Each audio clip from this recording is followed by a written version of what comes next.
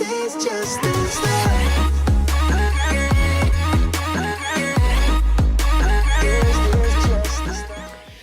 y'all, thanks for stopping by the obviously Authentic channel. My name's Leah, that's spelled L-E-A and not L-E-A-H. So this is about to be like a mukbang, I think that's how you say it, because I just ordered a bunch of Indian food and it just came and it's almost 7 o'clock here and I'm hungry. But I want to get these videos out to y'all. So just a heads up, I just want to thank everybody who has who's a new subscriber. Also, I want to thank everyone that is still here that's been subscribed to me. I appreciate y'all while I'm figuring out the schedule. Basically, school has started for me and I want to do well in school. You know, YouTube is a hobby, not a job. So I will be uploading videos try to upload videos on Friday and Saturday. So that's why we gonna eat and talk about Real Housewives of Potomac, because ain't much happened. And I'm hungry. Okay? Okay. So let's start off with Candace, y'all. So Candace is stressed out.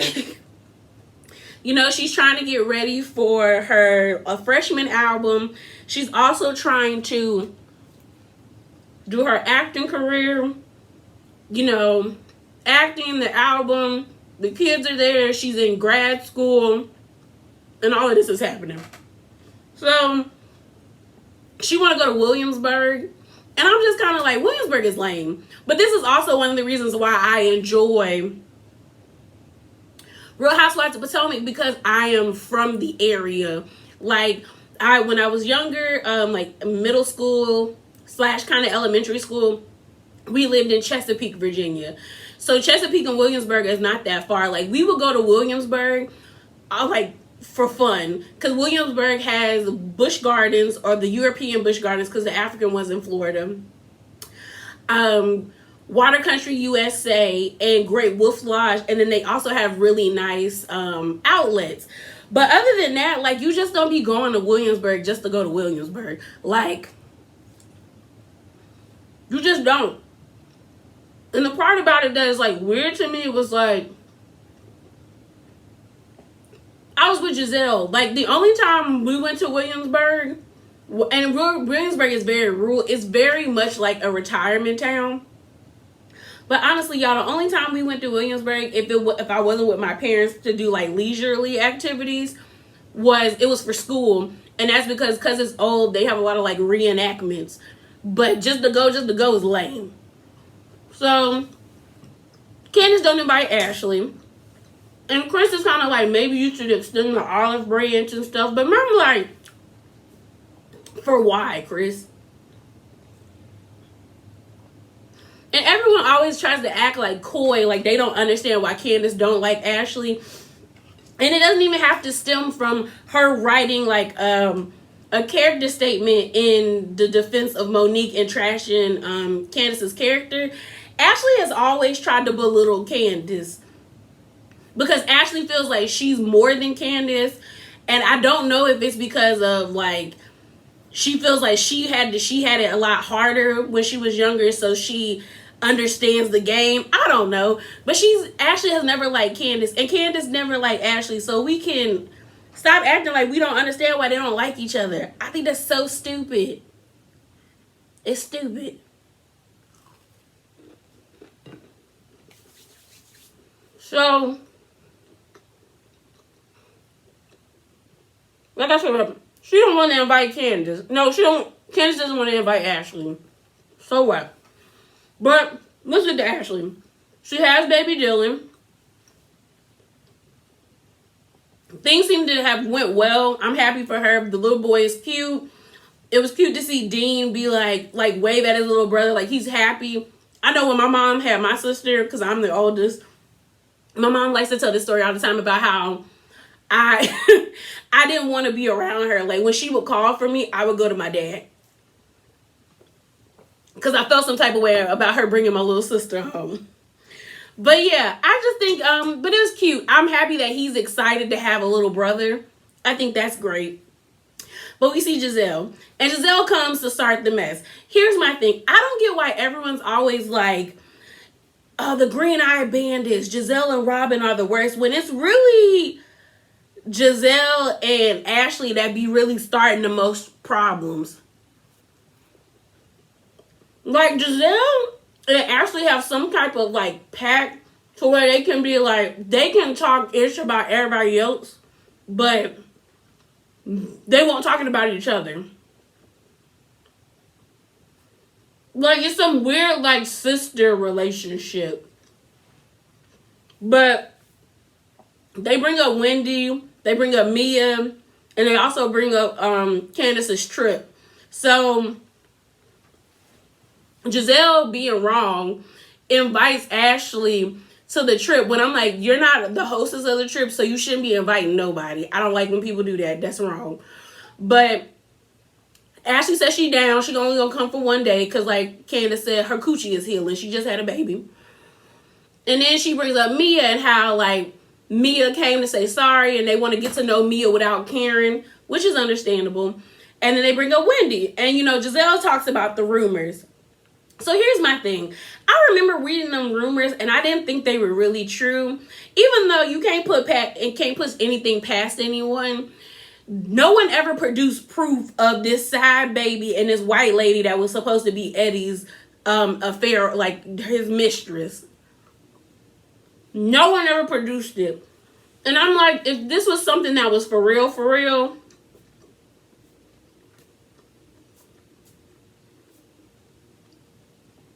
y'all would have like did something. You know what I mean? Y'all would have like somebody would have had a picture and the lady would have been messy and outed herself for clout. So I just didn't, I ain't buy it. But Wendy being mad at Giselle when next episode about the outing thing, I think it's kind of stupid because Giselle has already shown us this is what she do. She did it with Karen. She's done it with Michael and Ashley. So I'm like, Wendy's giving me like Jackie and Evan vibes from Real Housewives of New Jersey, where Jackie was so angry that it made it seem like it was true. With Wendy, I'm like, if you don't put energy in it, it won't be that serious. I also think that, like, I can give Giselle credit, even though I don't really like Giselle, but I can give Giselle credit. When Giselle said, Giselle said these rumors aren't true, but maybe that's the reason why Wendy's got a new body and all this stuff, because maybe she's, like, overcompensating because she feels like there might be some issues. And this is my thing with Wendy. When I say I can get with Giselle, it's because if you shown yourself one way when you came to the group and now it's like a 180, I would be questioning who you are as well. Same with like how Portia was like the Stepford wife, holier than thou Christian, and then once she divorced Cordell, she twerking her butt and calling herself Queen of Thoughtlandia or Princess Thoughtlandia. So I'm just kind of like, what is it? And that's probably what they are feeling. They're probably like, what is it, girl? Like, is this the real you or is Professor Wendy the real you? So I don't know. Like I said, Giselle invites Ashley to come to the Williamsburg trip, and she's only going to come for one day. So then we can get to Mia. To me, Mia and Wendy are trying too hard. And it's weird, and it's a little like, it's a bit too much, y'all. And the reason why I say I feel like they're trying too hard is because why is Mia always overdressed? Like, why does your little girl have a parasol in March? Why are your sons and your husband dressed in the same plaid shirt? Why are they buttoned down for y'all to go across? Like, why are y'all so dressed up like you're about to go take a family photo just to walk across the street and sit down and have a bootleg picnic? Because honestly, if they were going to have a real picnic, I would have had the picnic in front of the Washington Monument. It's always clean and it's real nice. But like for you to just walk across the street to just have a picnic, I was just kind of like, girl, you doing too much. And then I felt bad for the little girl when she face planted. I was like, man, I hope her head is okay. Cause that was a that was a fall. But I'm glad she got up and she was good. Sometimes kids can be indestructible. Y'all, I remember this one time I was babysitting my little cousin. He fell down the steps, and I'm not telling. I mean, like, he was at the top of the steps, and he tumbled down the steps. And I remember freaking out and like popping up and being like, "Oh my God, are you okay?" He looked at me. He's like, I'm good," and just like rubs his head and runs back up the steps. Mind you, at the time, I think he was like 4 or 5, and I ran up after him and I was like, "Are you really a good?" And he was like, "Yeah, I'm fine." And I was like, "How? How?" So I'm glad the little girl is okay. We get more information about Mia's mom and how Mia wants a relationship with her mom, but it seems like her mom isn't the nurturing type. And that's one thing I think people have to like let go, because not everyone is born to have that, like those type of emotions readily. Maybe her mom needed time, but I understand where Mia's coming from. Like, she wants a relationship with her mom. She even invited her mom to the picnic, and her mom lives like 20 minutes away from where they are. So it was like there was no need for her not to come.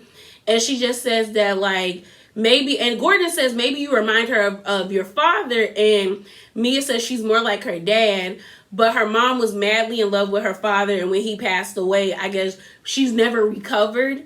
So maybe the mom is dealing with that. Also, the mom said that like she felt like Mia didn't need her, which I'm kind of like, maybe that's what it is. Maybe it's like the mom is feeling, I do think her mom is probably feeling guilty, but she's also feeling pushed aside because it's like, you're in your 30s. We gonna say 30s because she told us that, but I swear the lady 40 something. But you're in your 30s, and it's like you finally have this relationship with your mom. Maybe your mom wants to relive, like she realized like she missed all those times where you do need her, that now that you're an adult, she doesn't know how to bond with you because y'all don't have that understanding of where y'all came from. So then we see Mia meet up with Robin and Giselle. And she's overdressed again. Like, why are you wearing a gown and a fur to go meet at the local bar? Like, what Mia had on was like a Ruth Chris outfit where they're like, where the restaurant serves linen napkins, and they put your water like, and it's not glass, it's glass cups. It's not plastic cups that look like glass. Like, I was like, Mia, you're doing too much. And like someone said on Twitter, Mia just wants to be liked by the cool kids, which is Robin and Giselle, because even though Karen is the one that brought her into the group, Karen ain't no fun. Karen is not any fun. And I think Mia knows that. So I'm just kind of like, she trying to be cool. Mia wants to be cool with everybody because Mia does not want to be a one season wonder or one season housewife, which is understandable because I didn't know that many one season housewives existed. So I saw this one guy make a Twitter thread on, I was going to say on Twitter, but I just said Twitter thread. This guy made a Twitter thread, and it was basically over 100 women who were first season wonders on Housewives. And I didn't even know that there had been that many women. Like, it was over 100 that were one season wonders. So I get where Mia's coming from. I definitely get her not wanting to be a one season wonder. But it's like, there's no need for you to put on. Like, people were going to like Mia, honestly. People were going to like Mia either way. Since Mia came in with Karen, who is now but like the fan favorite, and everyone has been feeling some type of way because the bird lady not there. Of course, Mia was gonna be liked by the people. So I think she's gonna get another job, but I just think she's putting 20 on 10 all the time, because even in this conversation that she shares with the women, with Robin and Giselle, we find out that her dad passed away from AIDS, unfortunately by contracting the virus through drug use by heroin. And then we find out that's how both of Juan's parents died the same way, by getting AIDS from being drug addicts. And we then end up finding out that like Mia was put in the foster care system mainly because Her dad was abusing her stepmom, and she ran down the steps to stop the fight, and he either threw her or shoved her into the TV, and she ended up getting bruises and cuts. And then she started bleeding at school, and one of her friends noticed and was like, oh my goodness, and told the teacher. And then she got taken away from her parent, like from her mom, her stepmom, and her dad. So Mia's been through a lot, and I was happy that Giselle was like, look how far you came. Like you've done it. Like you weren't a statistics. And it was nice because I was like, okay, seeing this Mia, I was like, okay, she kind of alright. But I think when Mia just doesn't want to be a one season wonder, also she realized that Karen is like an ally in the sense of garnering viewership, like approval. So she don't want to piss off Karen, but she also wants to be cool with Robin and Giselle because they're the cool girls of the group. Then we see Wendy. Now y'all might be upset about my assessment of Miss Wendy.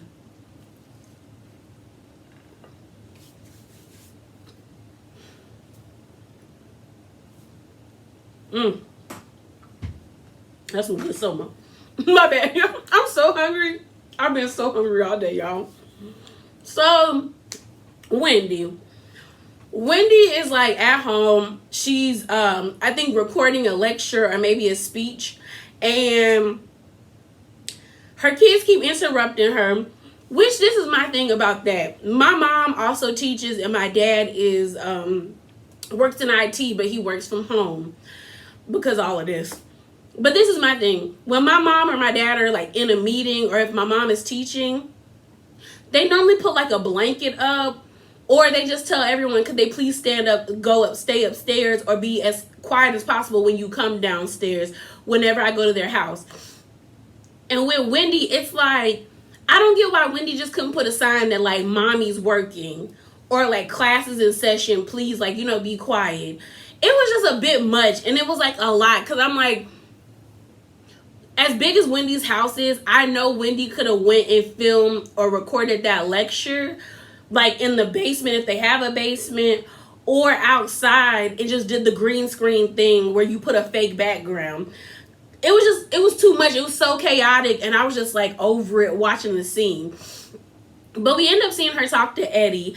And basically, Eddie's like, you need to figure out what you want to do before you burn yourself out. Because Wendy puts her hands in too many stuff. But Wendy's having this whole, like, dilemma about, like, Wendy wants to be a MILF. But I also think that Wendy has taken on the criticisms of a lot of the fans who did not like her. And that's just me being real honest. And like I said, y'all might not like it. But Wendy has never been this, like, not never been this way, because we don't know her like that. But I get where Giselle and Robin are coming from. If you presented yourself to me one way, and then, like, after a few months, all of a sudden you're totally different, I would start to question you. And I think that's what it is. I think Wendy has probably always felt this way, and now that she's on this show, she's trying to live free, which is nothing wrong with that. But it's like, I feel like it's kind of put on, to be honest. I'm like, girl, did you just come to this, like, epiphany that, like, you've been in a box? But to me, this has always been my sentiments. No one can put you in a box. Only you can put yourself in a box, to be totally honest. Because if you don't agree with what society puts you in, that doesn't mean you automatically have to be what they say you have to be. With Wendy, I'm like, ma'am, you could be a sexy teacher. I'm in college. We have sexy teachers. They just are confident and they ooze it. Wendy, that's what it is, y'all. Wendy looks like she's thirsty or desperate to prove that she's the sexy mom now. Like with the new titties and the body. Even when they show pictures of what Wendy looked like before, she still look beautiful. But I honestly think a lot of, like, the fans' criticism has gotten to her. And the reason I say that is because I think everyone who comes on reality TV has this perception of what they would be like as the show is as the show is filming. And then, like, when it's like you see the comments and the critiques and the criticism, it's like, whoa, like, I'm not that's not what it's supposed to be. Like, I'm supposed to be like the fan favorite, or I'm supposed to be this well, like, and then you're not. It probably messes with you, because I think maybe that's what Wendy thought. Because think about it, y'all. She's the first African, like, American housewife, but like she's the first Nigerian one. She has 4 degrees. She's a doctor. She's a political commentator. She's a professor. It's like, she probably thought she was going to come up in here and kill him, because she has a handsome husband, and then she got 3 beautiful kids. So she probably thought, like, she was going to come up in here and wreck shop. And then when she saw all them comments and people, like, bashing her, she probably was like, whoa, no. Next season, Zen Win is here. It's here. So I think that's probably what happened, to be completely honest. I just think she just, like, she overcompensated because she don't want negative critiques anymore. To be honest. So they on the bus. They having a good time. Everybody's there. Candace got that annoying microphone. We find out that Karen's not staying the whole entire trip. She's leaving to get, like, sworn in as the ambassador of her town. She ends up inviting Mia and Wendy, and Giselle and Robin got the full side eye. Giselle's face when Karen got on that bus was hilarious, because Giselle was like, Giselle was like, ugh, her. But everybody's there. They dance on the pole. It looks fun. My only thing was, like, Mia be lying. Like, Mia, you were a stripper. And I don't think nobody would care if you would just own it, because Nene was a stripper. And you see how long she was on Real Housewives. And you also see how much people loved her. No one would care if you were a stripper, because she said, like, she learned, like, she saw people doing things. But even if you see people doing things, Mia straight up swung around the pole very effortlessly. And then when she did the whole grab the pole and, like, twerk, most people can't do that. Like, you kind of good, you get off balance. The fact that she was able to do it so effortlessly, I was like, sis, you've been on a pole. It's okay. Nobody, we don't care, Mia. We really don't care. I don't care. But yeah, so then the rooms are divvied out. There's a main estate, and then there is a cottage. It looked beautiful. Like, I have never seen a house like that in Williamsburg look that good. That must be one of them locked away treasures. But it was a beautiful view. The pool was nice. They had a chef there. We found out that presidents have stayed there. It was a really nice, like, Candace did a really good job. We found out that Mia, Candace, Robin, and Giselle will be living in the main estate, which is nice. We haven't seen the cottage, but Wendy, Escala, and Karen are in the cottage. And Wendy upset, which I get why Wendy is upset, because Wendy probably feels like her and Candace are like, ace boon coons in the group. But I think Candace has found a new friend, which is Escala. But I think Candace has also peeped that, like, you and Karen being, like, friends like this is fake as hell. Because I don't know how you go from someone who we are, like, said you weren't the look for Potomac and was very condescending about the accolades that you hold so dear, and now all of a sudden y'all are like bosom buddies, and y'all is like down, like, down together. So it seems very allegiancy. Like, we're making an alliance, and, like, this is our group. We're always gonna stick up for each other. Blah blah blah. Bull. And that's another reason why I think Wendy is friends with Karen, is because the fans don't like her, but people like Karen. Same with Mia. Mia probably don't really even like Karen like that. Mia just sticking with Karen because she knows the fans love Karen. So I was just like, sis, bye. So, she upset, but the house is nice. And then they all sitting down at the table, eating a little bit of snacks. And Giselle goes, I want to have a nice trip. So, do any apologies need to be like, does anybody need to apologize to anyone? Saying that she wants Karen to give her an apology. Escala is like, I didn't know apologies needed to be made. Like, I thought we was all good here. And then they bring up, I guess, a Karen apologized in a group text to, like, Wendy about having that argument with Giselle and stuff, which I was like, okay, that's straight. Baby, they get right into the bull. When Giselle said, I want Ray to pay his bills. I want Ray to pay his bill. I screamed. And when a scholar was like, when Wendy was like, are you still mad about her saying that Giselle wished death upon your husband? A scholar was like, I was like, oh God. I was weak. Honestly, to me, I'm with Giselle on this one. And I don't normally see it for Giselle, but Karen is reaching. Karen doesn't have anything. Like, Karen doesn't have, like, she don't really have nothing with Giselle. And like Giselle said, she apologized. Everything that Giselle has done, she has apologized. When she did that whole messed up thing about wearing the shirt about the fraud with her and Ray and the taxes, she apologized. And if you've been watching Potomac since season 1, Karen was the one who like started off being nitpicky and nasty to Giselle. Giselle just reciprocated the same energy. And I just don't think Karen can handle the energy that Giselle puts out. That's really what I really think it is. Because calling Giselle like a slick oil salesman when it's like both of you are just as slick to each other. Like, one minute y'all are cool and the next minute you're not. Like, Karen, you made fun of Giselle's legs saying she got Coke bottle legs and she can't dress. So she make fun of you not paying your bills and your house being frauded. So I'm just kind of like, at this point, it is what it is. Either y'all gonna apologize to each other or y'all not. I didn't, however, I thought it was a bit much for Robin to be like, you know, she didn't wish death on your husband. And I was like, yeah, Robin, we know that, but like, there's no need for you to chime in, because then it's like the whole like thing that Karen's trying to push, that like y'all gang up on her. I get that you were trying to have Giselle's back, because honestly, what Giselle basically, like, what Ray did to Giselle was rude. If we gonna call it 100. And I can't believe this video is 25 minutes long, y'all. I've been working on trying to get videos 15 minutes or less, and it is very hard. I just be running my mouth.